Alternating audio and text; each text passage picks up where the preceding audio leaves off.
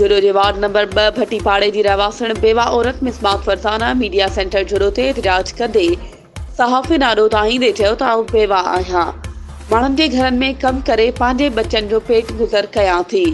गुज़िरियल 6 महीननि खां मुंहिंजी बिरादरी जा बाअसर मुबारक भट्टी ऐं संदसि मासात मोहम्मद अली भट्टी मूंखे दोस्ती रखण लाइ तंग करे रहिया आहिनि। गुज़िरियल राति 11 बजे ॼाणायल माण्हू शराब जे नशे में धुत थी मुंहिंजे घर में घिरी मूं सां जिंसी ॾाढाई जी कोशिश कई। मज़ाहिमत ते ओबाश माण्हुनि मूंखे बदतरीन तशद्दुद जो निशानो बणायो।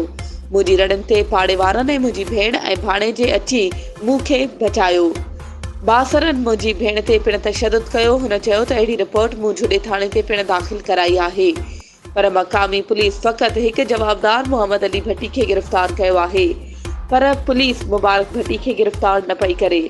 राइजी सिंध DIG ऐं SSP मीरपुर ख़ास समेत समूरनि वसवारनि खां अपील कई त तहफ़्फ़ुज़ फ़राहम करे जवाबदारनि खे सख़्त सज़ा ॾिनी वञे।